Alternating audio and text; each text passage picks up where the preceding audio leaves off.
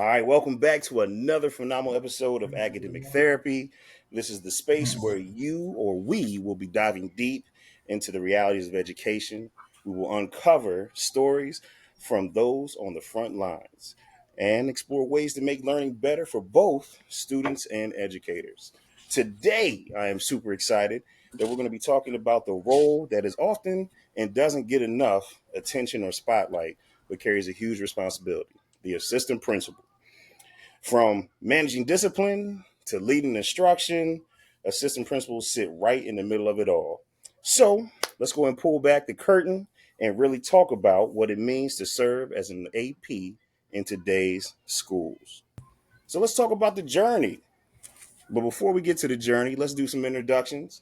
I do have an esteemed panel today. We'll go ahead and start. I'm not sure if it's on your left or my right, but we're going to start with Miss Nicole Cooper, who serves as assistant principal. We also have Miss Nafisa Curry, who is an assistant principal, and Mr. Nicholas Gilmore, who is an assistant principal as well. So, again, let's talk about the journey. Can you share your journey in education and what led you to become an assistant principal? Yes, I can definitely share my journey. So, again, first of all, thank you, Mike, for just giving us this space and this opportunity to just share. I think sometimes this can be a lonely walk. They say, it's lonely at the top or whatever the case may be.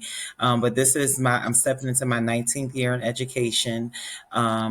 I've been serving as a school leader for the last 7 years, as an assistant principal currently, but before that, a director of culture, and then a teacher before that, and even before that, a speech therapist. So I started this journey as a speech therapist, and definitely opened my eyes to the educational realm and the need that students, face each and every day.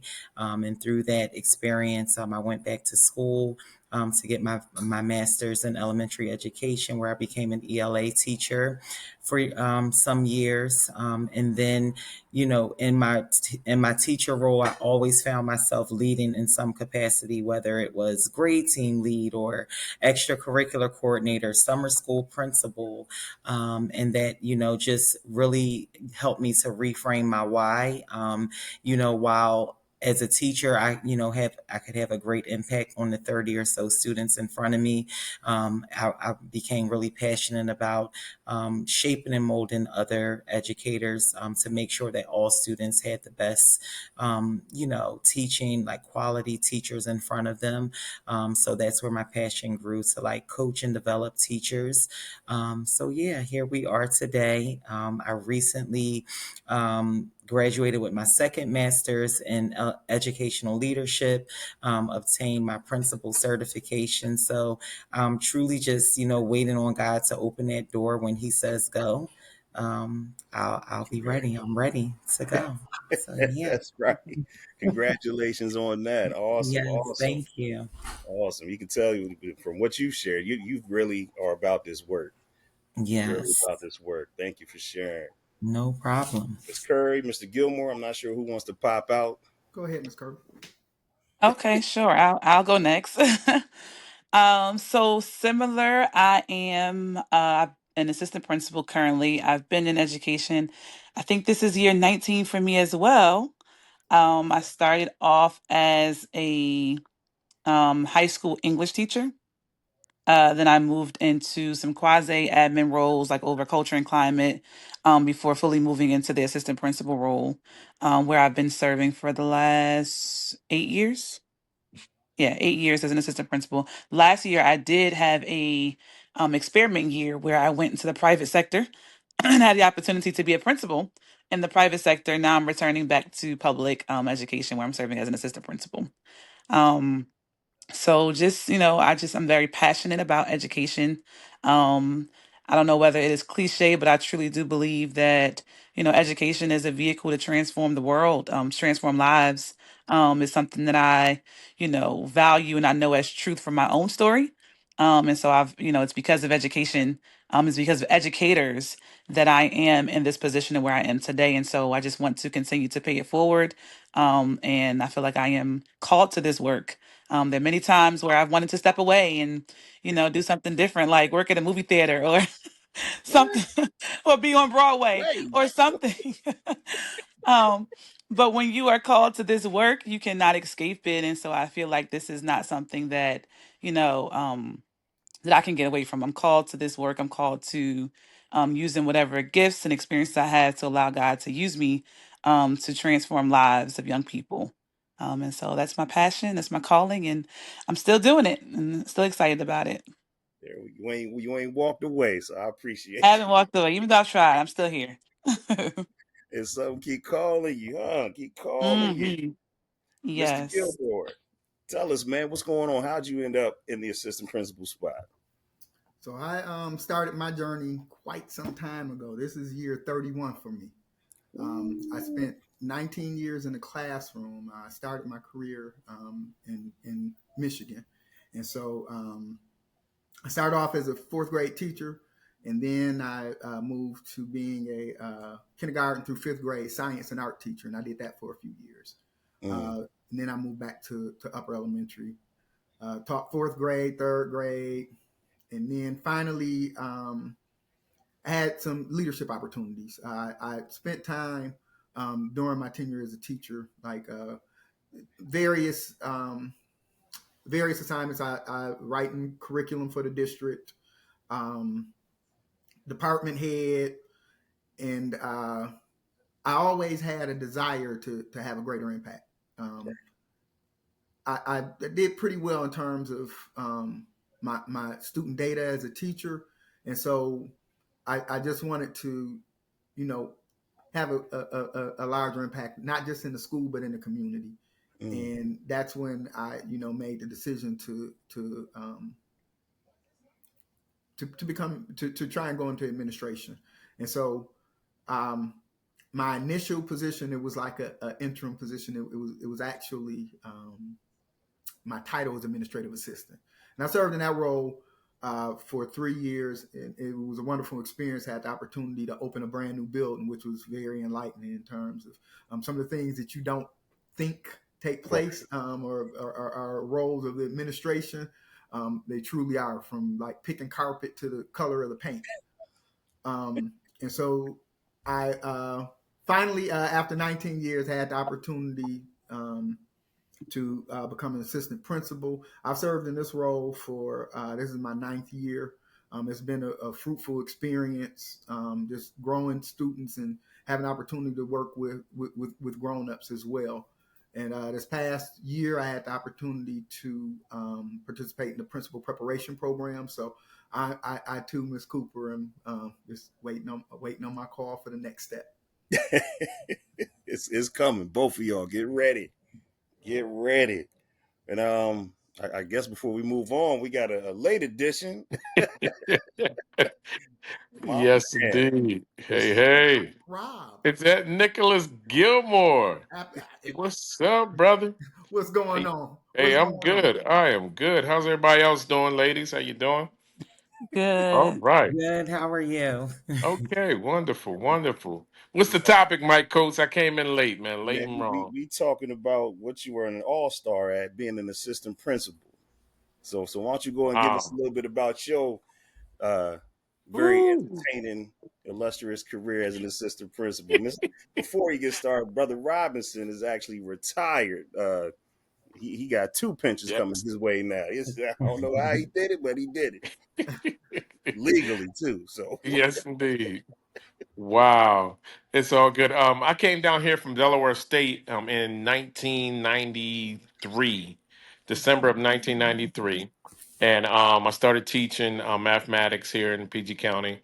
And let me see, I want to say I worked for a couple months, or not for a couple months, for a couple years. And they kind of started grooming me toward the administration route. And I want to say, I started my grad program in 1996, finished that in 99, and after that I was pretty much in line to get assistant principal position. So I was interviewing in 99. I ended up getting one in 2000. at Benjamin Stoddard Middle School. I don't know if you're familiar with that school, but a great middle school in Temple Hills, Maryland. Awesome. I kind of hung out with Mike Coates at Temple Hills, Maryland. He could tell you about that little he Rough was still in college at the time, but anyway, yes. I started my assistant principal position. It was just me and the principal. It was just two of us. Rudyard Wallace, or Mr. Wallace, was our principal. We had a lively middle school. I mean, they were a great bunch of kids. I mean, I always speak positive about our kids, and it was a great experience. I did that for 3 years, 2000 to 2003. And after that, I'm in the military. So every couple years, I mean, when I get tired of the kids, tired of principals, or tired of the teachers, no, I take an active duty tour. So, that's pretty much how I handle it. And it worked out well for me. And I want to say, yeah, I did about a year and a half in the military. And then I came back in 2004 or something like that, as an elementary principal. I don't like the babies. I mean, I love the babies, but I don't like the cleaning the noses and all that type of stuff. That's Nick, and it was cool. I mean, I did that for 2 years, and I was okay at it. I don't know. I mean, what my particular um I want to say my particular the good things that I did as a elementary principal. But when I ended up going back to middle school, back to Charles Carroll Middle School, where I first started teaching, and under Eric Wood, Dr. Wood, great person, and I think Mike might have came down around one of those. I can't remember what year you came down, Mike, but Mike was one of our teachers, our science or sped teacher, sped science, and he was a great addition to the school. And I enjoyed kind of mentoring Mike and just associating with Mike all throughout the time. So I did that, and again, I was in and out of the military. I went active duty um a couple years, and let me see, 2014 was my last. When I left Charles Cal Middle School, I went active duty, and I did that for 6 years. And so after that, I came back for a year. No, not even a year, a month. I came back for a month. And I was like, I'm done with these kids. I'm done. So I started my retirement packet and start, just settling down, trying to get out. I mean, yeah, because I had a little bout with PTSD through the military, and after that point, it was just like, okay, I need to close out on this elementary or middle school career, and it was a great experience. I want to say one of my strengths. I mean, just being around people, just getting to know people, and just building those positive relationships with teachers and students. And I was rough. I mean, we treated it like a military academy now. Nick knows how I do. And we treated it like a military academy, and we were I want to say firm with the kids, firm, but we were fair, and I think things worked out well for me. I never aspired to become a principal. I don't know why. I don't know why, but if that's a calling that you want, please do what you got to do. Hey, work it out. I trust you can handle it, and do what you got to do. And I had opportunities to become a principal, but it never worked out for me. And I mean, no regrets. I did 25 years in Prince George's County, and I loved every minute of it. And I may even substitute, Mike. I didn't tell you about that, but I may go back and substitute. So that's about it, man. I'm sorry if I took up too much time. No, you good, brother. I appreciate it. I appreciate it. So, Yes, so, yes.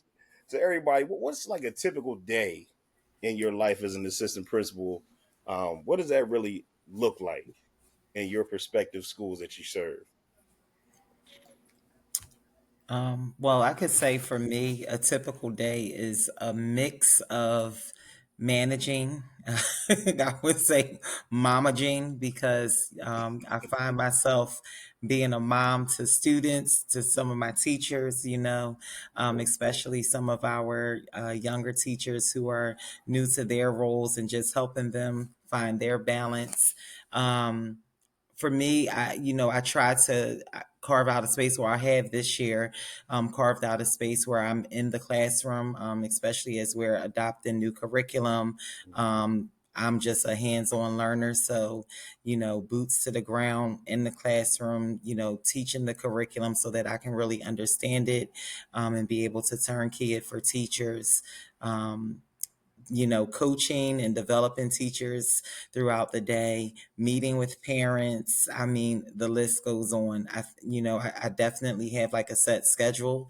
I live by my calendar. That's my North Star every day. Like, what are, the things that I have scheduled to do that ties into like our year-long goals and all of the things, but also making room for the unforeseen, because those things, it's important to be, to have the flexibility to be responsive, to be able to navigate where there's need. But also, doing the things that you're set out to do. Like I said, that's tied to what, you stated from the top of the year and moving forward. So yeah, it's a mix up of a lot of things, but all in service of, what students need ultimately. All right, that's dope. That's dope. Anybody else want to kind of get some insight what you face on a day-to-day basis? Typical day, it covers a lot. You got management, guidance, redirection, Mm. being an instructional leader, coaching. Um, you know, and I think Miss Cooper like really covered things well. I mean, you're a parent at sometimes. Spend some time, and I just kind of go through just today. Spend some time in the clinic with a student. We had a situation that it wasn't a health situation where it was an emergency, but it was I had to call 911 today. It was a minor situation, but I had to call 911. Dealing with parents, ensuring that they feel heard, and that they're comfortable with entrusting their most valued assets to you. Guiding My teachers, being an process. instructional leader. Being a parent at sometimes, having those quick conversations with students, just making sure that they're focused on what they need to focus on. So and then it could be just, some days could be very smooth, where I'm going in classes, providing feedback, lead, coaching, and then some days it's like you're putting out fire after fire after fire after fire. So no 2 days are alike. One thing that I can definitely say is that there's no monotony. Mm. That's a polite way of putting it. Ms. Curry, you want to share?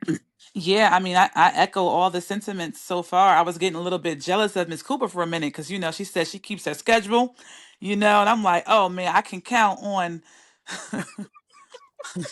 Schedule? I What can you count, I can count on my hand how many times I'm able to keep my schedule when I walk into a building. Although it's my goal to keep my calendar and make sure that I'm in classrooms and providing that coaching and feedback and, Mm. doing all the things that you all said, which is definitely a part of the work. But I find that if I were being honest, in this role, your head is constantly on a swivel. It's just not very often that I feel like I get my to-do list checked off during the school day. I have the to do list, but sometimes it doesn't happen until, unfortunately, after the day is over. Because Mm. especially in the middle school, I'll say it depends on the Mhm. weather. All right, it depends on the weather. It depends That on is the true. hormones. It depends on so many things that Hmm. influence what kind of day I'm gonna have, That is so true. or what Yeah. day of the week. Is it Friday when all the teachers are calling Right. out? Right, Right. so It Monday. depends on what day of the week that determines what a day in the life of an AP looks like. But yes, I do echo all the sentiments that were already stated. Yes. I heard that. Appreciate that. Mike And if I can go back a couple years and kind of think about, I mean, it was what, six or no, no, 12, okay, 6 years ago. Yeah. Um, it no, 7 years ago, actually, 7 years ago since I've been in the classroom. I mean, I remember going in every day. I would stand in the front of the school as the kids get off the bus, greet the kids, high five or whatever it may be. Going and as they go into the cafeteria, it was it was just, I mean, a good feeling just to kind of, see some smiling faces and see what kind of faces, just see the tone of the day and see how Mhm. students were going to act. I mean, if there was a fight situation, if there was drama going on, they would let you know, Mr. Robinson, guess what? Guess what? Guess what? Okay, come here, tell me some more. And I would kind of, just get a good feel of the teachers. I mean, not the teachers, but the students. And even with the teachers, I mean, with the, like somebody said, the substitute day. When I did it was my turn to do substitutes. I mean, it was, that was tough. I mean, I didn't like doing substitutes at all. I couldn't stand it. I mean, because I would have a whole bunch of classes in the cafeteria with me, and I like teaching, so I did activities with them. We had Right. fun, and that was But my whole day was always interrupted with anything, Mm. any and everything. A mad parent coming in, um, you know, a upset student or a girl, or I mean, at whatever. It was always interrupted, and but I mean, I enjoyed the chaos. I enjoyed the day. It made the day go by faster when we had different things, that interrupt us. But I had a little schedule. I would walk the halls, and I was probably one of the loudest in the school. Just you know, so, Really? I do not get that impression. Not you. yeah, just a little, just a little. But I mean, like I said, I enjoy dealing with the kids. Mhm. Um, And after school, we Mm. would always have some drama, with the kids. Fight here, fight there. We would take a caravan of us and go walking down the street. And sometimes I dropped in my truck, and we drive down there. And There I we mean, go. it was just, I miss it. I really miss it. But, I don't miss it that much. Well, man, that's the true definition of the chaos manager. I hear you. I know that was the funny nickname I know I used to get hit with as an AP was you are a chaos manager, and Yeah. everybody kind of similar stories. Everybody's head on a swivel. Well, Yeah. except for Miss Cooper because she got a schedule intact. That's dope. Ooh. I'm proud of Listen, that. it's a work in progress. I'm gonna be honest. It's a work in progress, but I don't know. I think for me, yes, our jobs, we definitely are chaos managers, but I'd have found that like developing this culture around, like sticking to what's important, like it Mm, it bleeds into the school, right? Like my teachers know like your schedule is important, get to your class on time, drop students off on time, all of those things. And even with my parents, like this year I've had to weave in like office hours for myself so the front desk knows, don't just randomly call me saying this parent wants to speak to me right now, right? Like let's define what's an emergency versus what can be scheduled. mm, And that has helped, right? Because it, like, when I at the end of the year, when I look at student results and I'm sitting in front of my boss having that conversation around like what happened in seventh grade math or what happened in fifth grade ELA, and I think about all the times I was interrupted and I didn't have a chance to develop that struggling teacher. Like it's because I kept allowing myself to get interrupted. So mm, that has been a push for me because I'm truly at the heart a people person. Like I want to manage all the things that makes you feel well so that you can do your job. But it's like, you know, there's a time and place for that. So in order for me to get to the meat of the matter of why we're here in this school building, like I have to stick to the things, that will support the people I serve. So it's hard, but it's been a push for me from my coaches, from my boss. And it's something that I really have aimed to work on over the last couple of years. no, but I mean, I think that's real because we're not just. I think Brother Gilmore was kind of alluding to, we're not firefighters. Like we have a Right. responsibility as well. Like I Yeah. have to hit these classes. I have to see what's the story being told through my teacher instructional practices. I have Hmm. to manage student behaviors. We Right. develop systems and structures to address those things, so that way I'm not constantly getting called to go handle Right. them. Mhm. So I Right. feel that, and that's a great for me. That's a great transition into the next topic. What are the challenges? And I, I think any level of leadership, I think in the schoolhouse leadership, I think a major challenge is kind of what you're working on and kind of created a system for yourself, Ms. Cooper, is a schedule. Like, how do we Hmm. create a schedule, prioritizing the work, but how do we actually stick to that when we get Hmm. hit? As it's almost like a football player and you get handed the rock on a 32 blast, Hmm. and you trying to hit the gap, and you got mad defenders coming to tackle you. That's how it feels a lot of times. Like you got to, like Miss Curry said, keep your head on a swivel because you never Hmm. know when the next hit, the next tackle's coming. Yeah. Yeah, I think that it's extremely important, and I look, and we're not picking on you, Miss Cooper, but that you have to have a schedule because I have one. I don't typically get to follow it like I would like to, but it's imperative. I think that as an assistant principal that you have one because that's how I can once I have that interruption, that's how I know what I need to get back to.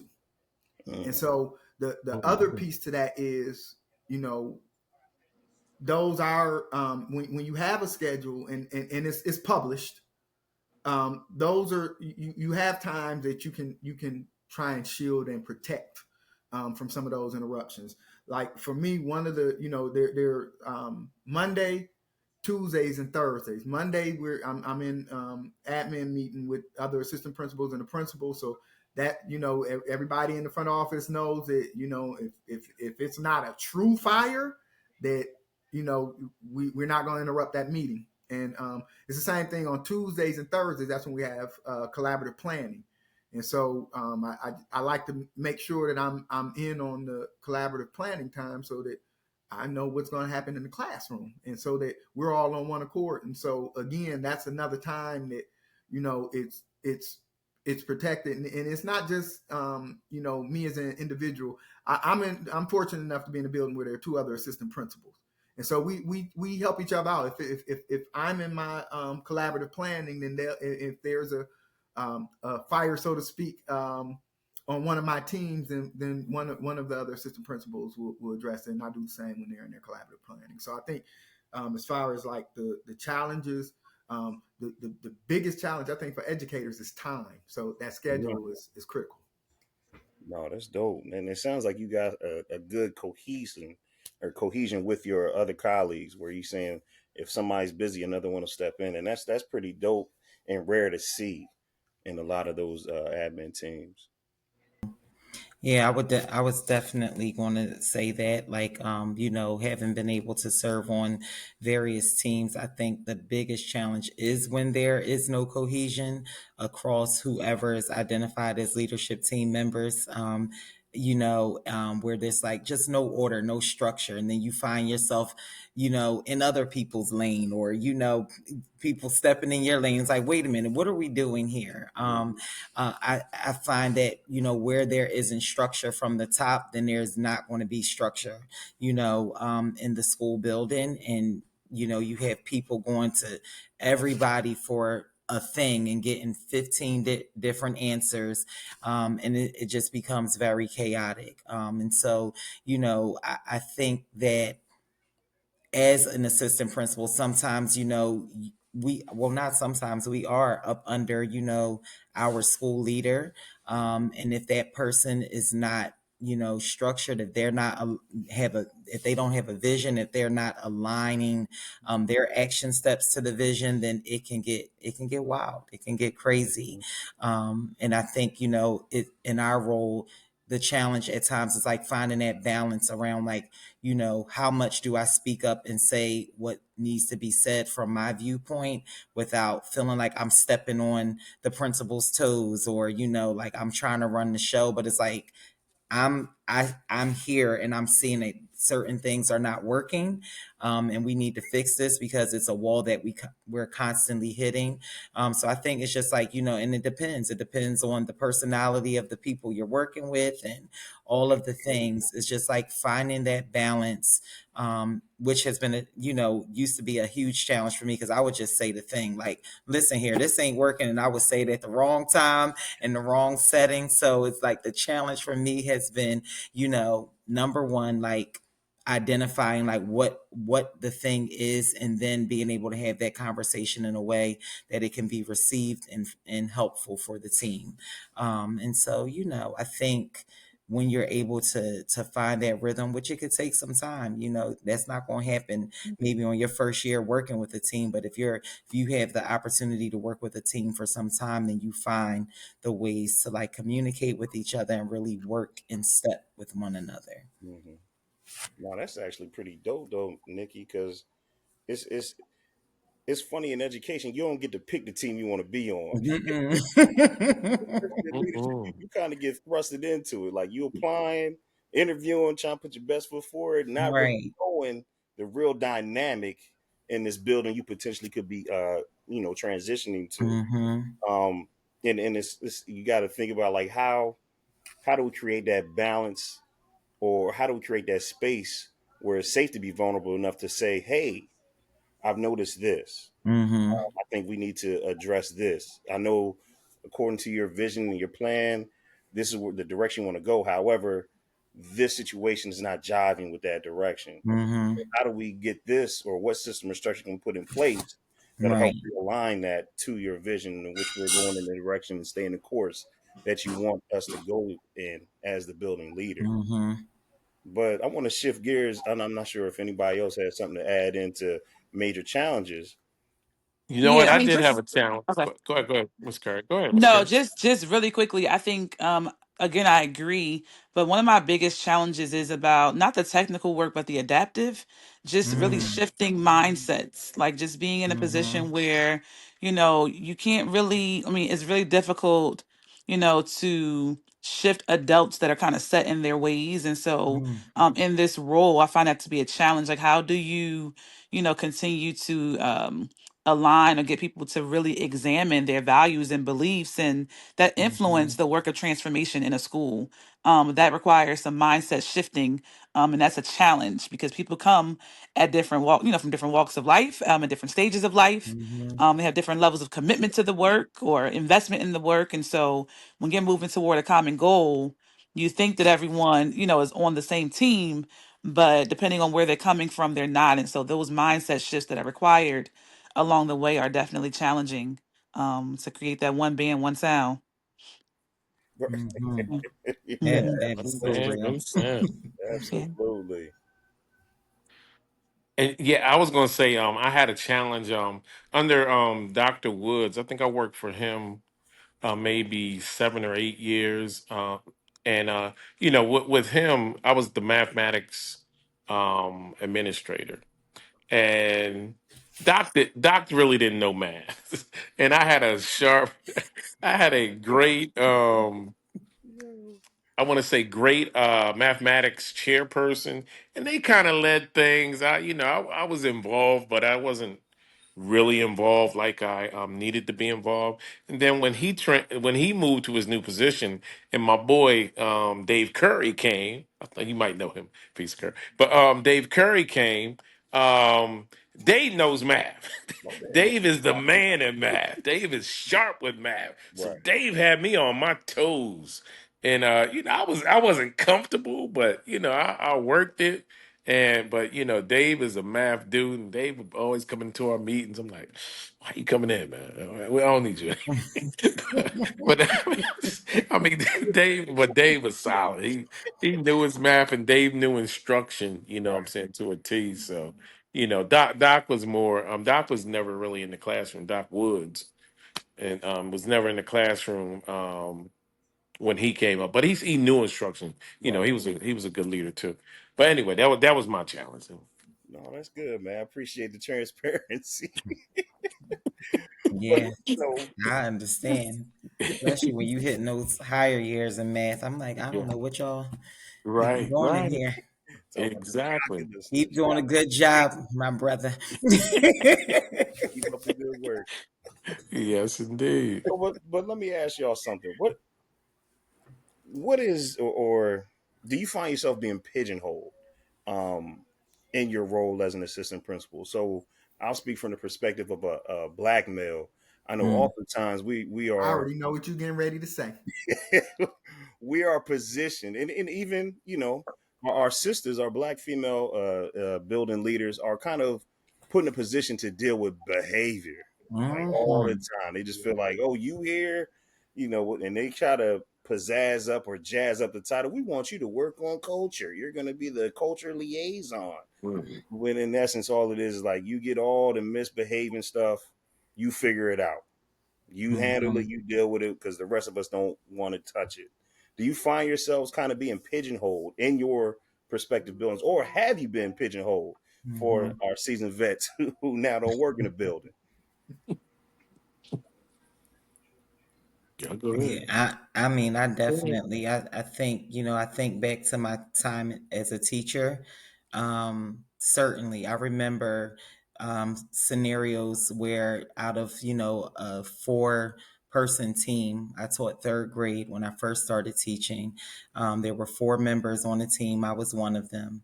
Um, Everyone had about 20 to 22 kids in their class, and I had 32. And I was just so excited and so happy and young to, be doing my thing. And one day it hit me like I literally have all of the, you know, misbehaviors on in this entire grade band. And it definitely was an eye opener for me. While, I'm up for a challenge and all of the things, I wasn't up for the level of stress that came with it, and it was very inequitable. I was also the only black member on my team, and it forced me to have like those tough conversations with the leaders in my building. Like, this is not right. First of all, I don't even have enough room to put my own desk in here, while they have enough room to put a couch in their classroom. So what's really going on? And I certainly saw that, even outside of my role, all of the members of the culture team were black. And then whenever the conversation happened around leadership for me, it was always like, yeah, culture would be a great thing for you. And I'm like, but look at my academic data, right? Like, Mm. with all of the misbehaviors, I'm amongst the highest achieving students when it comes to our data. So why are you opening up the culture, conversation for me? And I did initially step into culture, because that's where the opportunity was. Mhm. And then it was a wake up call for me. Like, no, I'm not like, I don't care how difficult this is. I don't care how many no's I get. Like, I know instruction just as well as my white counterparts. And this is what I'm stepping into. And I stepped out of my role as director of culture over into instruction. And a lot of people thought I was crazy. Like, you're like one of the senior leaders. I don't care about that. I care about, our students seeing black and brown faces in front of them on the same level as anyone else when it comes to instruction. And so, yeah, that really was a turning point for me in my career. Just to say, no, I'm not doing it. Mm. Yeah. That's dope. That was brave. Go ahead. Yeah, it was. And Look at you. Now look at that paycheck was brave too. it. It's like, oh, Like, okay, wait a minute, am I making the right decision? But did I really? ultimately, it worked out. Mm, mm, mm. Yo, that is funny. Anybody else want to share? Like, do you feel pigeonholed? Do you feel like they're kind of being turned into a one-trick pony, so to speak? I would say, for me, absolutely. And likewise, I can go back to the days in the classroom teaching. And at one point in my career, my brother and I worked in the same building. I taught Mhm. fourth grade. He taught fifth grade. Mm-hmm. And it was a very unique building because it was an open concept building, where it's like it wasn't walls. We only had dividers. Right. Mhm. Um, and so I just said that to say it's like one day I'm sitting in there teaching, and I had this revelation, like just like Miss Cooper said, I always got 30 kids. Mhm. And it seems like the 30 that I have, they always go right across the hall to my brother's classroom. And Hmm. so that was in the classroom. And then as I moved into administration, I think that those classroom experiences prepared me. And Mhm. so what, and this is my perspective. What I observed was when there was a discipline issue, even if it wasn't on my team, somehow I got called on the walkie. Mhm. And that's when I started to say, you know what, wait a minute. Because if I really want to blaze a path in this career, I have to be an instructional leader. Hmm. Mhm. And so I had to push back, you Mhm. know, and meaning in instances, and that's to date. If it may be a call, and I'll say, what grade level is it? Because if I don't, some people might just wait for me to answer because they know, oh, he'll get it. Because I take the approach, because of my aspirations. Anything that goes on in the building, whether it's my team or not, it's my Mhm. responsibility still. Mhm. And so I typically do respond to any calls for an administrator, but because of the pigeonholing, I have adopted the practice now where I kind of sit back for a second and wait. Mhm. Hmm. You know, give a second, and if you know, situation and no one responds, and I'm on top of it. But yeah, you have to be mindful of that. You have to be Mhm. mindful of that because the things that you practice are the things that you get better at. Those things that you are not practicing, you're not improving at. Yep. So you have to Yep. be intentional to ensure that you're part of the instructional movement. Mhm. And you gotta be careful. I appreciate you sharing that, brother Gilmore, because definitely responding to everything, like truly being a firefighter in the building, that's the quickest way to burn out. And Mhm. then you find yourself being, um, how do I say this politely? You kind of feel that animosity towards your colleagues on the leadership team, or particularly the admin team, where it's like, oh yeah, we know Gilmore got it, he got it. I ain't tripping. Mhm. So I would definitely say, as we lead the work of being an assistant principal or just being an instructional leader in a building, we have to also learn how to hold our counterparts accountable as well. Mhm. You know what I'm saying? So one thing I'm really big on is people knowing their roles and responsibilities, because I need my team to function the way that I've set it up to function. And that's not for my one AP to handle all the behaviors that get reported on the Mhm. radio, so to speak. We have systems and structures that teachers are supposed to do things. We have personnel who are to step in and to help and address it, peer mediator, student advocates, counselors. So I need my team who is supposed to be pushing the instructional leadership of the building. I need to actually be able to get in there and learn and see what's going on. What's the real picture of instruction taking place in our building? Mhm. Yeah. I think one thing that frustrates me, I don't feel like I'm necessarily pigeonholed. But maybe I do. You can tell me if I am or not. But I feel like in this role, when it comes to discipline, I'm exhausted by everything just being so reactionary. Like we're always Mhm. so responsive. I feel like if, as leaders, we put more time into being more proactive Mm-hmm. and Yep. planning and Mhm. strategizing around some of these student needs and behavioral needs, then it reduces those expected responses that happen in the moment, those calls on the radio. Like I think that's the part that I feel pigeonholed to, just the constant cycles of being responsive. Like, no, if we Mhm. had thought about, spent some time developing an effective, progressive disciplinary plan, or, Right. behavior modification, then some of the things that we're responding to in the moment wouldn't be as significant. And so I feel like that's Mhm. what I feel pigeonholed to, just the way we even approach student behavior and discipline. Mhm. No, that's very key. That's very key. What are some misconceptions about an assistant principal? Like, what are things that you think people think that is like entirely false? It's a false narrative about the role of an assistant principal. Hmm. Mm. Just ponder on that. Okay. Yeah. Hmm.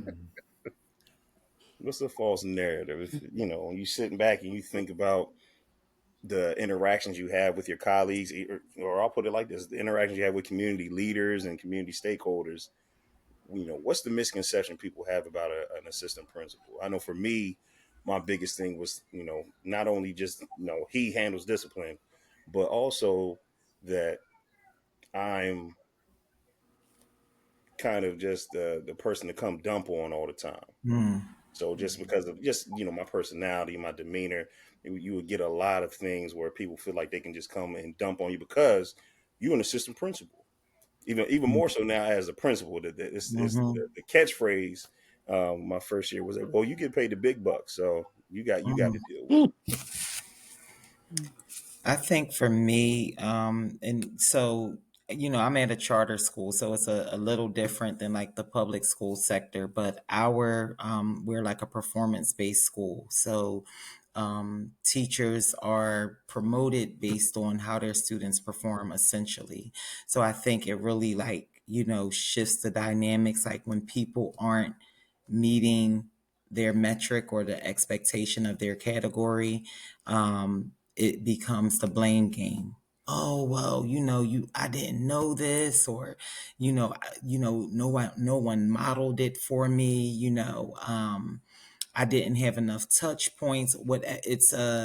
You become the person responsible for whether or not this person is developed enough to promote their students towards meeting their academic goals. And so I have found that to be the case a lot.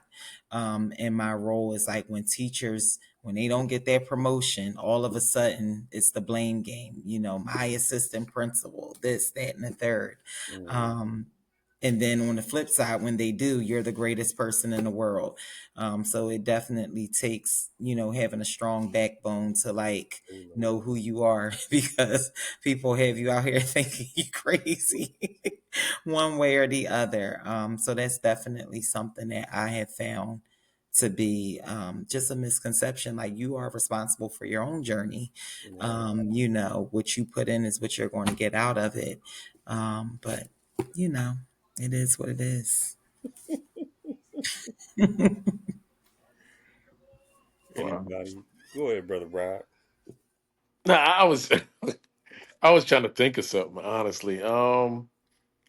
Whew, I don't know. Rephrase the question again one more time. So when you think about your time as an assistant principal, what do you Hmm. think people truly don't Misconception. understand about you and your role as an assistant principal? Okay, I'm human too. I mean, I make mistakes. Mhm. I'm not, I don't. I mean, I forget things. I forget a lot of things, and they don't, they think, oh, you're just the principal. You get paid. You do this. You need to know all. Like, nah, I don't think so. Leave me. I don't. I mean, it's just, sometimes I felt inadequate, Mhm. and then when I kind of looked up and was like, okay, what am I doing here in the school system, and am I really here to help these kids, or am I help here to just get a check, or I felt inadequate at times, Mhm. A little and imposter syndrome was popping. yeah, That's real. yeah, That's real. yeah, yeah, I know what you mean. I've heard of that, Yeah. and yeah, I mean, go ahead, Nick, go ahead. No, I was just gonna say, just piggyback off Mhm. of what you said. I think that's one thing too is interesting. Yeah, it's like, and I'm sure, no, I'm positive. It's even more so, the higher you go up, but just those random. I'm stopping you, asking you a minute question about something that was discussed 2 weeks ago for 2 minutes, and you supposed to remember the answer and no, like off the cusp, like everything. Mhm. And so that Mhm. I think is a misconception. I need to have a overarching view and understand the systems and how they're supposed to function, but I don't need to have an intricate understanding of each component. I need Mm. to know how to make the Wow. machine work. Mhm. Um, and so I think like my response, because Mike's your comment kind of prompted that comment, but my Mhm. initial response was the biggest misconception is um, and it's not widespread, but it happens where sometimes teachers think that you're their discipline plan. Mm. Mm. And Mm. I'm not your discipline plan. That Mhm. you handle discipline. I handle those issues that you can't. That go, there are some behaviors that are specific to what I need to handle. And in like in my school, we've defined it. They're teacher managed behaviors, and then there are office managed behaviors. And Mhm. so Right. just making sure that we're all on one accord in terms of what that looks like, and that those discipline plans are in place so that teachers know how to leverage them. Mhm. Wow. Wow, that's dope. Is it me? So, If you will, um, water, go. yeah, this one I feel to my soul. I mean, I think that in these roles, when you're passionate, you do go hard Mhm. for the work, but I think that a misconception is that you have to be a martyr. Mhm. I think that we have to normalize not being burnt out as APs. I think it's, Right. it is projected as if it's a rites of passage. Like if you're not tired, if you've eaten lunch, something's wrong with you. No, Mhm. let's normalize. It's okay if you take 30 minutes to eat your lunch. But I feel Right. like there's a misconception that if you're eating your lunch or taking a pause, then you are, being negligent or not effective. And I think that misconception, it has to be dealt with because we can't be martyrs. We have to also, maintain our own well-being to be able to, sustain what is required for this level of work. So, Mhm. Absolutely. Yeah. Absolutely, man. That's to me that's powerful what y'all just shared. And it talks about the tension between being an administrator and really still being people centered leader, which kind of Mhm. leads me into my next set of questions about the impact. Like what's the impact we're trying to have? And can you all just share, if you have a story where you felt like you made some real impact in either a student's life or a teacher's life?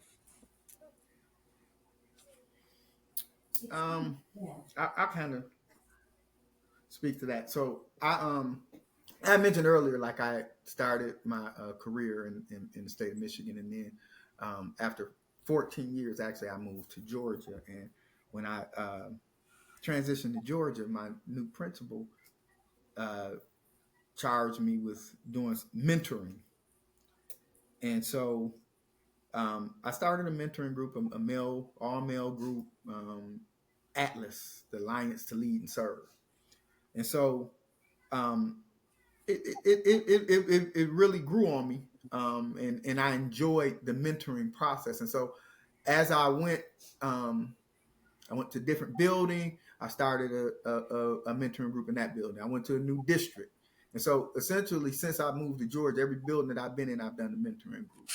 And so about, it's going to sound dated, but it's facts. Probably about 5, 6 years ago, we had a leadership summit where the mentoring group, we partnered with the other elementary schools and middle schools in our cluster, and on a Saturday, we came up to the school. It was like a huge party. Had a DJ. The mayor came. But basically, the students who were part of the mentoring group facilitated sessions where they taught other students. Um, Mhm. um, they guided them on becoming leaders and what they've done, and shared their experience. And so I think that was very impactful, because I was actually at a different school, and I've had that conversation brought back to my attention this year to revisit the summit. So um, it's really important to provide those unique opportunities that they may not have just throughout the regular or normal school day, or just in daily life, because some people have, and this is what I learned. um, some students really have skill sets. They are leaders, but they don't have the opportunity Mhm. to to show their leadership ability, and so hence that skill isn't honed. Mm, Wow. That's good. that's deep. Yeah. And back in the 90s, I had a mentor group too. Yes, this was mid to late 90s, called OFAFO. OFAFO means one for all for one. Mm. and I would have the boys step in. We would take different trips throughout Prince George's County and DC, and it was a great group. I had one kid that was a leader, and this kid was so.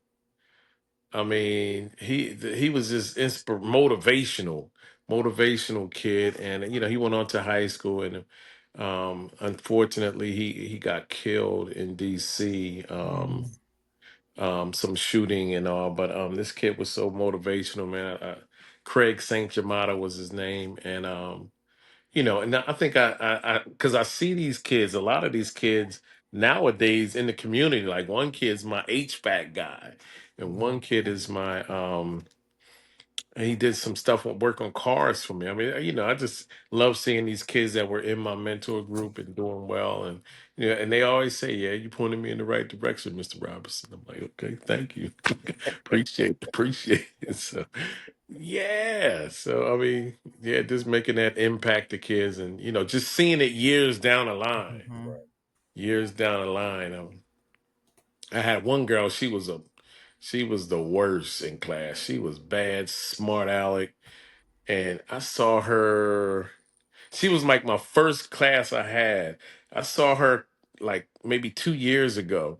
She was like, "Yeah, I got kids. I got this. I got that." I was like, "What? You were bad. You were terrible."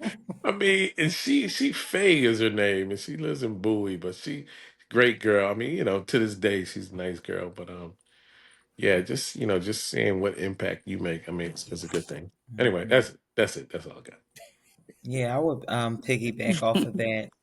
got. I think, first of all, seeing my former students now, especially like the first sets of students, like, oh my gosh, I'm getting so old. But this past summer, my first set of students who I looped up with them every other year from third grade up to seventh grade. And that group just graduated from college. Wow. Like thankful to like social media and different things. We get to stay in touch. Some of them still have my phone number, and just hearing from them, seeing their achievements and their journey, from elementary all the way up through college. And not all of them went to college, but that they are successful in the community. You can't help but think like you had a nickel in that quarter. Like the conversations, the lectures, they were worth it. The parent teacher conferences, the feedback you gave them in the moment, was all worth it. And it encourages me to keep going, right? Like every round of students need that same level of love and intentionality. So yeah, it's just it has like it put a huge smile on my face to like see them in their caps and gowns and just all of the things. So it just repurposes my why. Like this is why I do the work, because they deserve those opportunities too. Super dope. Super dope. Yeah, and I agree. I think back to an experience when I was teaching in Philly, actually. Yeah. I was teaching a lesson, and and it was really random. It was a random moment that turned into, one of the most influential moments of my career. I was teaching a lesson, and there was an image on one of the pages in one of the literature books, and it was of the Eiffel Tower.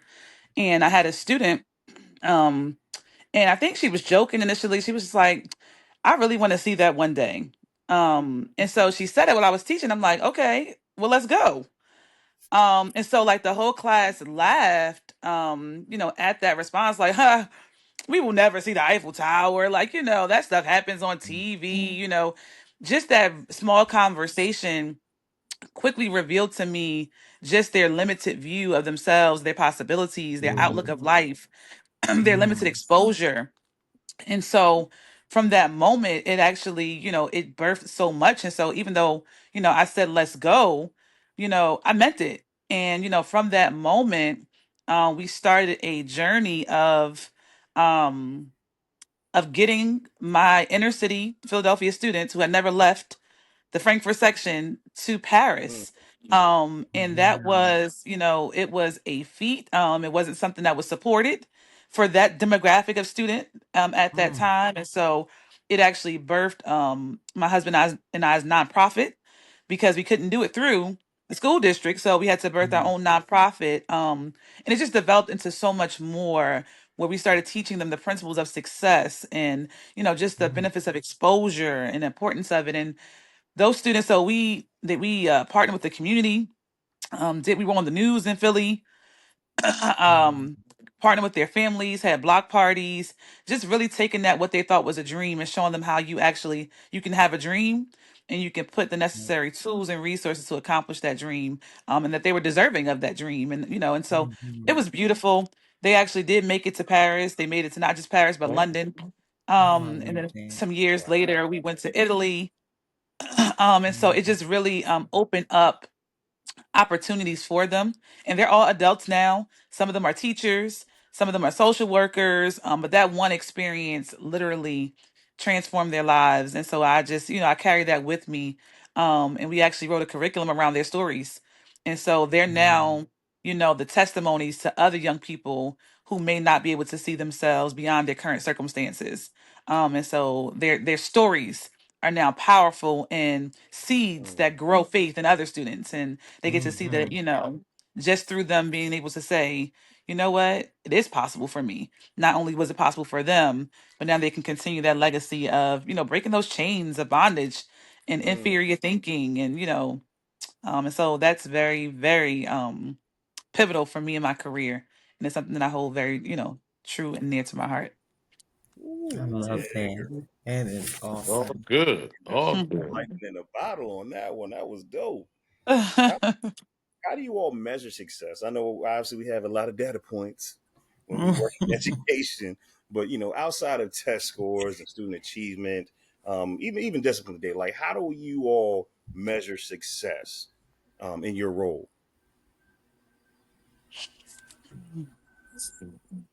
Yeah, I For think for me, myself, I for think it's ourselves, or about. Uh-oh. no, go ahead, go ahead, go ahead, Go ahead, Mike. girl. No, no, I was just, no, I was saying for students. I mean, I just, as long as students are productive citizens and just good people, nice people, and Mm, I mean, grow up to, I mean, be very productive as far as their whatever career they're in and whatever, and just nice folks. I mean, I don't know, I just like nice people. That's just me. I just, love that. I mean, I don't like. That's just me. I'm just, I mean, I'm a happy-go-lucky guy, but I mean, I just want folks to be productive, peaceful, positive, and productive. As long as they Oh, measure up to those three P's things, I strong. love it. Yeah, yeah, definitely. Because That's it. Nothing. Go ahead, Miss Curry. No, one My, I thing agree about with you. I want to see catalysts. I want to see change agents. I want to see the work that we're mm, doing in the schoolhouse actually, Mhm. um, you know, transfer to where it matters most. I want to see generations of families impacted. I think that's Mhm. what for me is my measurement of success. If I can say, that my students are now leaders and ambassadors for change, and they know that the power that lies within them to continue that legacy of changing others. I think that's what make me, and that doesn't look like necessarily, a particular roadmap. Like, I do of course support, going to college, but I want, them to find success, and what that means for them, and to mm, continue to sow those seeds, in those that follow them. And so I think those are my markers for success. If I can produce catalysts that bring about Mhm. change, positive change.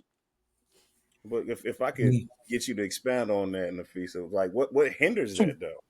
Like what hinders you, or what hinders us from seeing that particular change? How you so eloquently said, I want to see generational curses being broke. I want to see this instruction or the impact we're having in the building matriculate to the home and matriculate to their community. Like what hinders that? I think what hinders that is when we lead, when we don't understand and maximize, that school community partnership. I Mm, think Mhm. that in certain demographics, we're used to, I know for me, coming from predominantly working in inner cities, sometimes, parent school partnership is, it's not that great. And so, but I think that we get comfortable in that, or, we get, or in some environments also, we don't want parent partnership, but I think that Mhm. school has to matter to students beyond the school walls, right? They have to be able Mhm. to see what I'm learning, what I'm experiencing actually can benefit my family. And so being very intentional and creative with how we build those bridges, between what we're doing in school and how we incorporate, our families and our community, that takes Mhm. intentionality. That takes intentionality Absolutely. to say, how do I, not just receive funds from local businesses, but how do I actually talk to local businesses and say, how can I create, pipelines and internships, and for my students, how can we, tap into, some of the local, centers and things where we can say, can my students do community service here? Like, so we're Mhm. taking the work beyond the school walls and actually connecting it to the community. And so you can see those bridges being built. I think those are ways that you can see legacy so that it, doesn't Mhm. stop at, report cards and performance plans. You can see impact of what's Right. happening.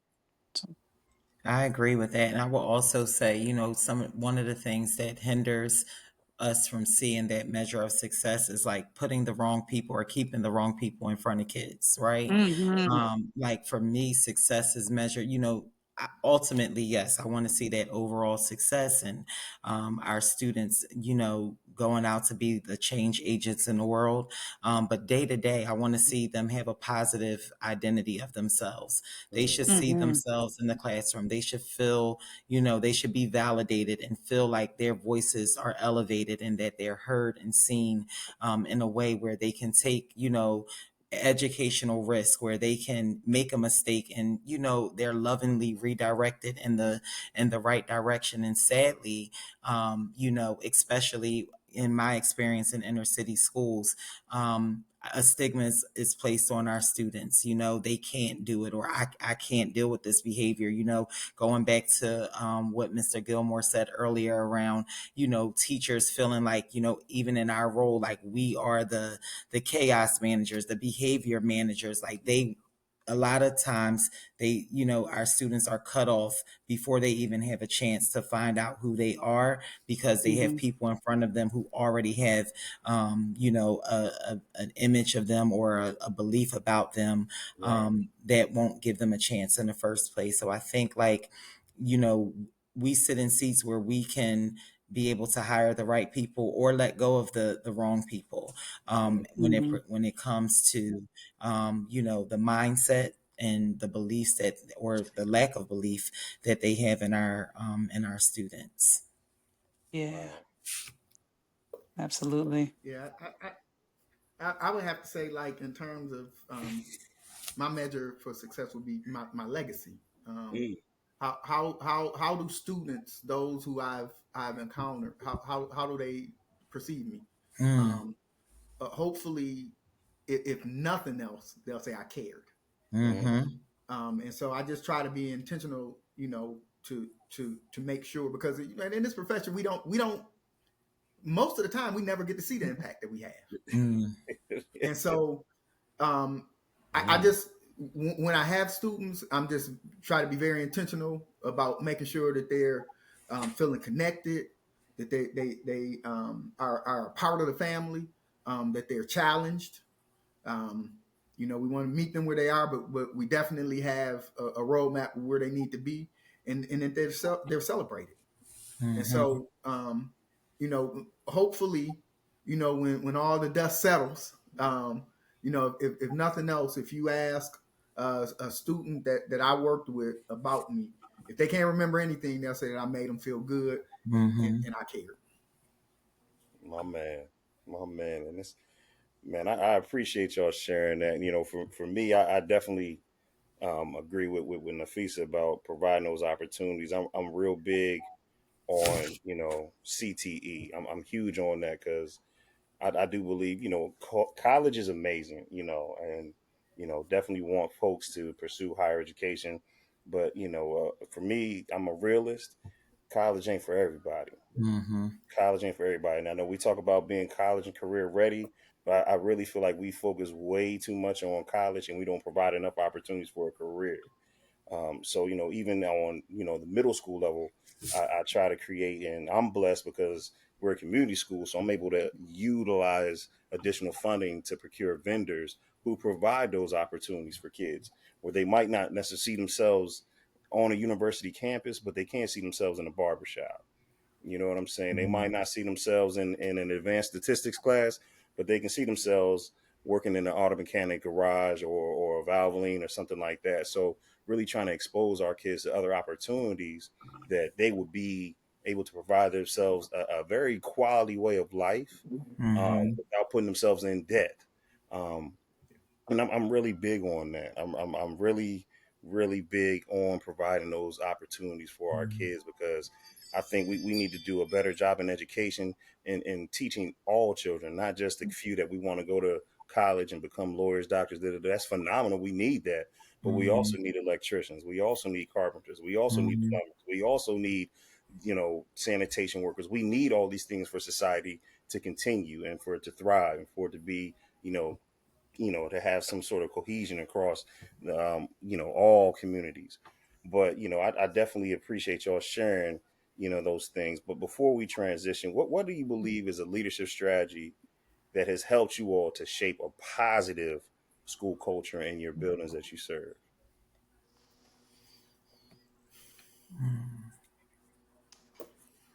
I'll tell you, like, so I'm just being intentional about engaging individuals. Um, there's the old saying, people may not remember what you said, but they'll remember how you make them feel. Mm. And so I'm just very purposeful. Like, for instance, in the mornings, I stand outside a car rider. I tell every single student that walks past me, good morning and have a great day. Every single one of them. And I say being intentional about it because if a grown up walks up to me and is in mid sentence talking to me, and the kid walks past, I will turn around and say, "Good morning, have a great day," because that's what I'm there for.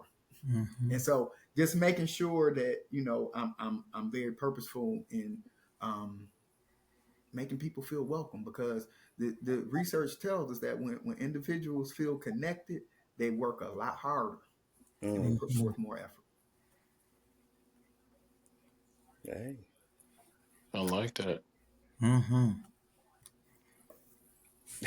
Yeah. I appreciate it because it's really moments like that, Nick. That's why we do the work we do. We're here to service the kids. We're here to make impact. Always, I tell my new staff members that education is, particularly in a school building, is one of the rare opportunities where you have the capacity to directly impact the future. You can literally put your hands on the future, and it's up to you whether it's going to be for negative or it's going to be for something positive. And I definitely appreciate that because, it's really about our influence we have and not necessarily the authority that we're granted, but with that, let's talk about growth and leadership. How do you see yourself developing into possibly a principal, as I hear a few people are aspiring and have held that seat, or some other form of leadership, petition, outside of the realm of an assistant principal? What are you guys doing to get yourselves ready for that next level? For me, I think it's just about being transparent with what my growth areas are. I can speak to something right now. Like, I am horrible with what do you call it, like Excel sheets and all of the like filtering, I'm like, what is going on? So that's something I'm working on right now, right? So for me, it's like, who is the person, whether it's in my building or in my network, that does this really well, and how can I go about finding time to like shadow them or glean from their best practices. And so that's how I've kind of like charted my own development, like identifying like what my growth areas are. And then I want to find the person who does it the best, and then find time to sit with them, to learn from, to sit in a learning seat under them. And that, that's how I've learned a lot of things. It's just like, I really just want to pick your brain about this thing. Can I come to your school and shadow you? And, people love that. Like, oh, absolutely, but I'm not afraid to say when I don't know something. Mm. And yeah, so. No, that's Yeah, good. to piggyback on that, I mean, I think shadowing and just kind of modeling yourself after someone. I mean, I think that's the best way to learn. I mean, honestly, I know over the years, I've had a lot of principals, and some of them weren't good. Some of them were not good, and some of them were great. I mean, I've gone to a lot of lectures where principals were sharing their stories. I'm like, I could have worked under him, or I could have worked under her, or whoever it may be. But I think I'm just, being that, I mean, I pick up things on people, and just doing that, and um, um, just I guess just modeling myself after them, like how you want kids to model yourself after you. So Mhm. I'm not walking around the hallways cursing up a storm or anything. So I expect them, hey, kid, I don't need you cursing. I'm not cursing. You're not cursing. You Right. shouldn't be cursing. So, um, but on this note, I have to. My wife needs me. It's a birthday tonight, so I have to go. But thank you for sharing with you guys. Thank you for sharing with me. You kind of inspired me. I may get back out there and do some things in the school system. I don't know, but I mean, it was great. And I wanted to mention when I started teaching, my salary was 27,500. Wow. Okay. And from that to retirement, I still love education. My And you man. really had to love it back then. Oh wow, that's Yeah, some real love. yes, indeed. Back in 1993. All right, y'all take care. Nice meeting everybody. All All right, right. man. You too. Appreciate you, Mike. Everybody You have a got good it. day. You know what, I kind of had it. So one of the things that you have to do is you have to know yourself, know your people, and know your stuff. And part of knowing yourself is knowing where your blind spots are, and then seeking opportunities to for development in those areas, to lead different initiatives that will help you develop your skills in that particular area. And then you got to ask questions.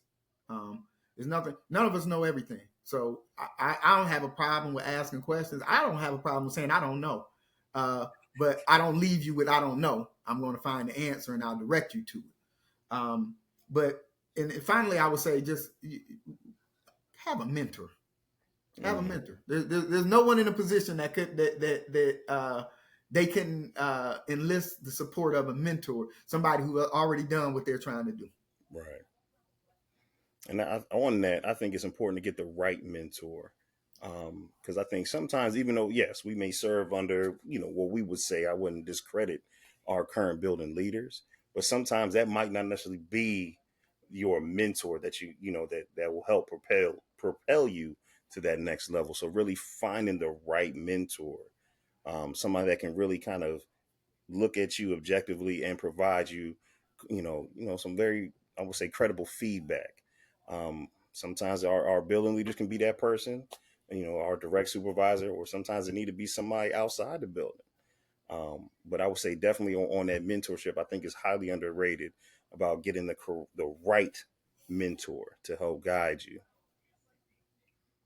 Yeah, I think that's definitely true. One thing I feel like is also important is just knowing your leadership style.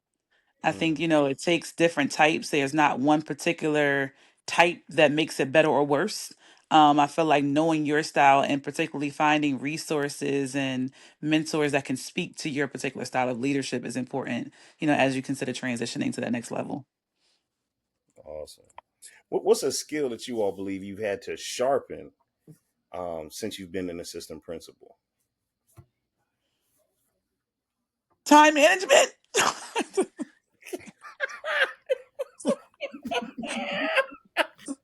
Yep. Yeah, Yep. Hmm. that's a good one. Time management. Hmm. Because I don't, I think you on mute, Nikki. I don't know anybody who is like perfected that. Like it is, I've been in education for 19 years myself, and like the hits keep coming. So it'd be Yeah. it'd be like you just got to deal with it as it come. But yeah, time management is a biggie, biggie. I still work on that. Hmm. What I said, I didn't even realize I was on mute. I said I had to learn how to manage my mouth. My responses, like, That's a good one right there. sometimes, like, just keeping it real. People. Someone said it earlier. Like, people forget that you are human too, Mm, right? And in the midst of throwing all of these things at you, um, you know, not just not understanding, like, I'm here to be a thought partner with you, I'm here to be a problem solver with you, but I'm not I'm not your dumping space. And so I have had to learn how to, number one, give myself space. Like, I just had a teacher today send me a crazy email. Now, the old Miss Cooper would have responded immediately and real crazy. But this today, Miss Cooper said, received, I'll schedule some time for us to connect in person, right? So mm, it gave me an opportunity to take a step back, collaborate with my colleague. Like, am I tripping? Is this what, am I reading this correctly? But then open the space, right, to have a conversation. Like, number one, let's talk about this email. In this partnership, I don't want us communicating this way, right? Like, this is the tone I received from your email. And in order for us to be productive together, we need to set some boundaries around how we communicate. And so, I had a space for myself. Like, I'm learning to give myself space before responding, because ultimately this is another area that I can develop a person and just how they communicate their needs. You don't think you should have to with adults, but you do.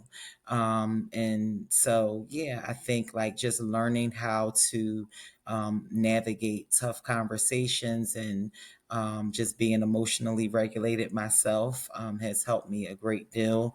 And just having a better outcome. Me and that teacher had our conversation, and we left chuckling, talking about Sweet Baby Ray's barbecue sauce. So that was the outcome, and I thank God for it.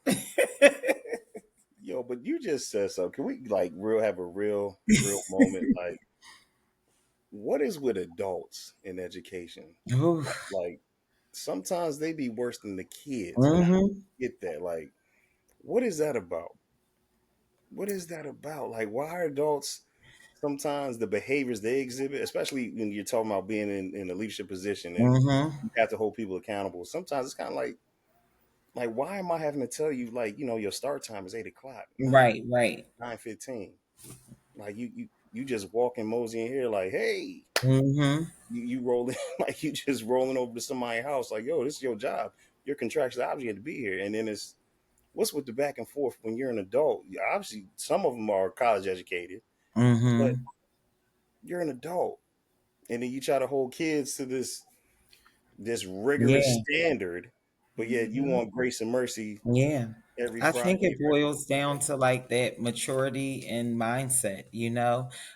Like, I would love to think that I was the greatest teacher for my administrators when I was in the teaching seat, but I was not always. And I think Mhm. that's what saves a lot of people that I interact with, because, like, I remember when, right, there are previous principals that have worked with in the past that I see now. I'm like, I'm sorry. I know I was a little crazy as a teacher at times, right?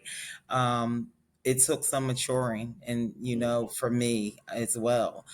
So I try to look at things through that lens. Like, one day they'll get it, hopefully. Today may not be that day, but we're going to use this as an opportunity to flush some things out, because we're not going to be talking to each other all crazy. Okay, listen to you. That sound like some growth there, girl. Mhm.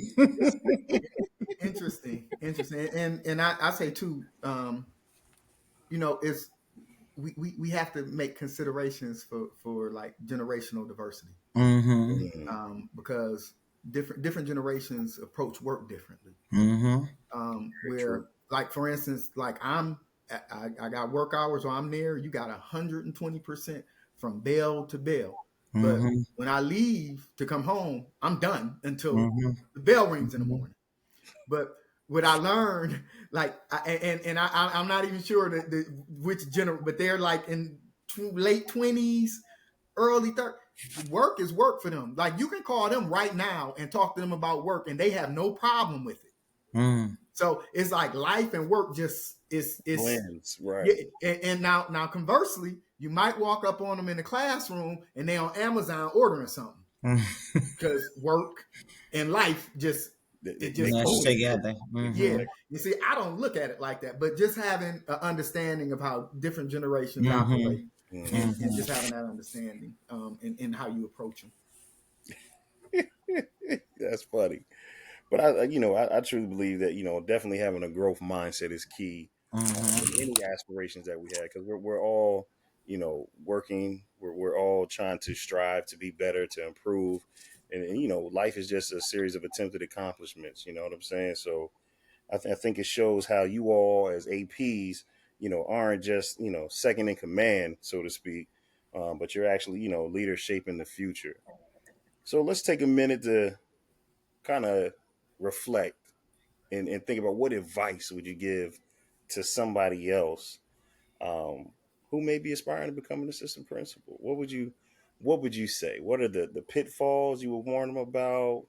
What are the things they need to look forward towards? What would you say to somebody that came to you like, yo, I'm trying to be like you?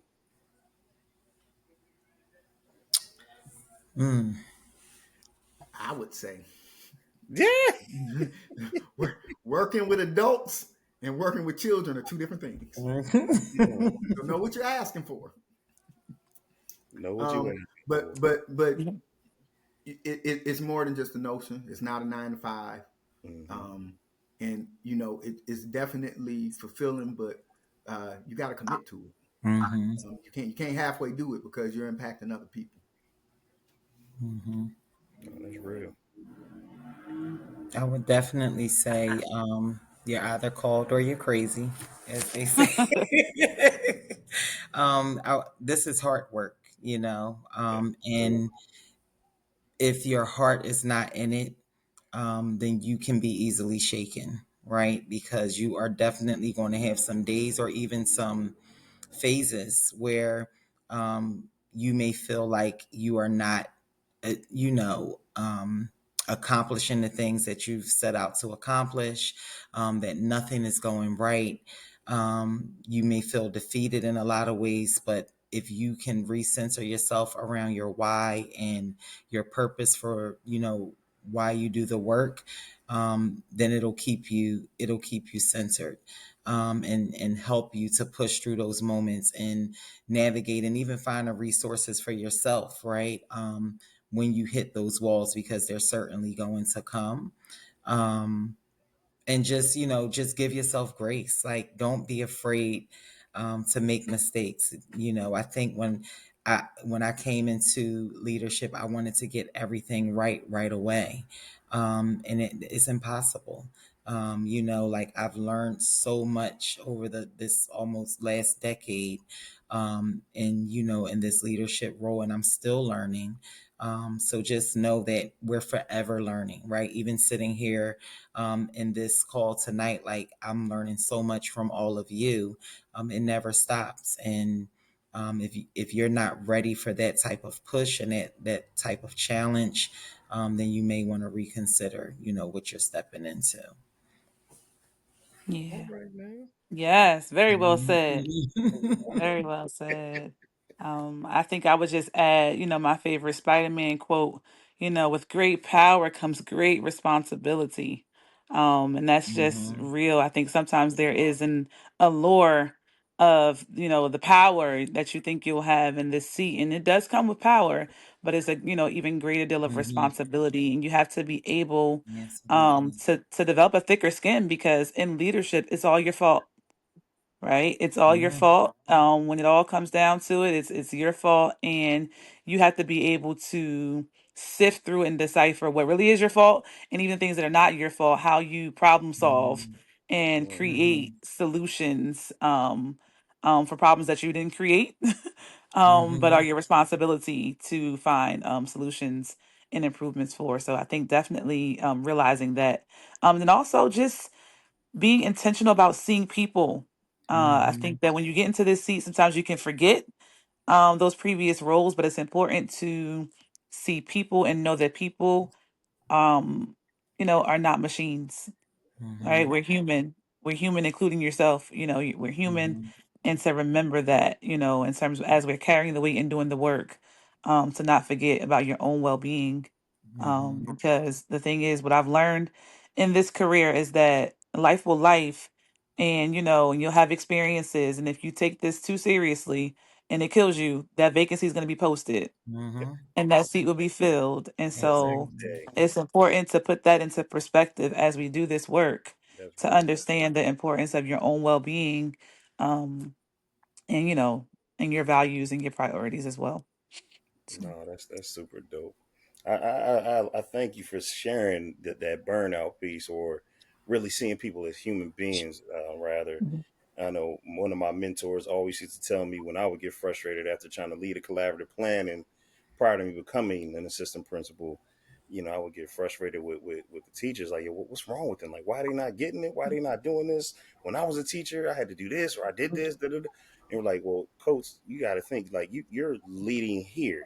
You're focused and thinking on an elite level. Mhm. Your job as a leader, a building leader, you're going to have to learn how to build people's capacity up to that Right. standard, Right. and expect people to mhm, just come in the way you thought about it, Mhm. because you didn't start out like that as well. And it's kind of like, oh yeah, that's true.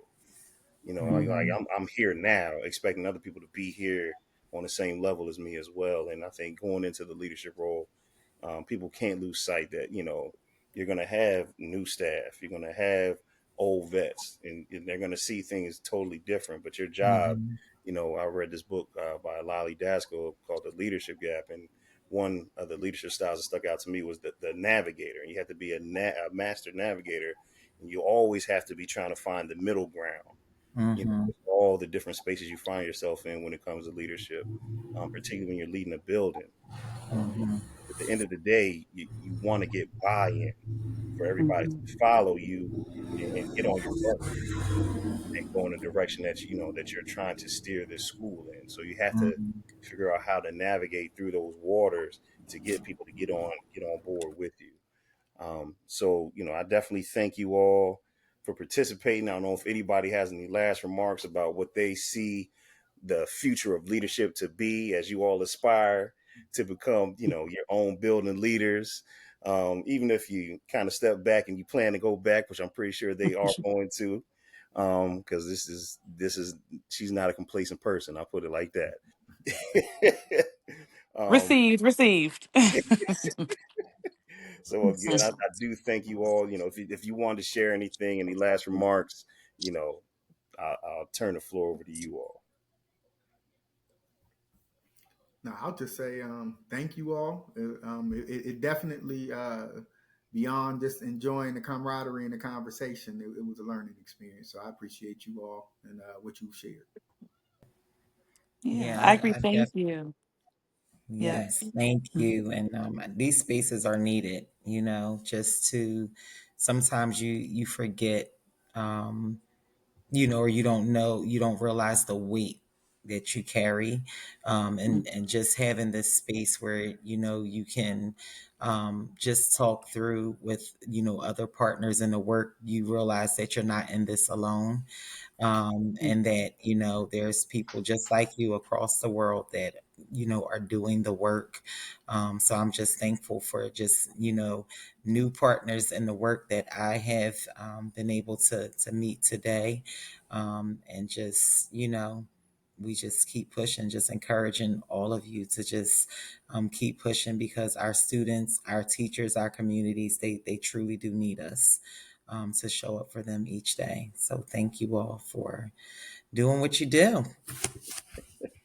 Absolutely. And kudos to you, Brother Coates, for curating this experience. Yes, This was yes. awesome. Awesome, Yeah. awesome, awesome. I look forward to hearing it and seeing what other content you have coming next. Yes, ma'am. It'll be out shortly, so please stay tuned. So thank you all. It was a powerful conversation, in my opinion. Definitely got to see, the inner workings and the thinking behind being an assistant principal, from various perspectives. So thank you all for that. But I think, as a cornerstone of school leadership. You know, the assistant principal role, I think, is oftentimes underappreciated. I'll say overutilized to an And extent, underpaid. and definitely underpaid. Good Lord, definitely underpaid. So again, thank you. This has been another phenomenal episode of Academic Therapy. Please stay tuned. If you found this conversation uplifting, please make sure you share with your colleagues. You know, like it, drop a review, and can continue the conversation with us online. Until next time, please keep learning, keep leading, and keep healing through education. Peace. Right.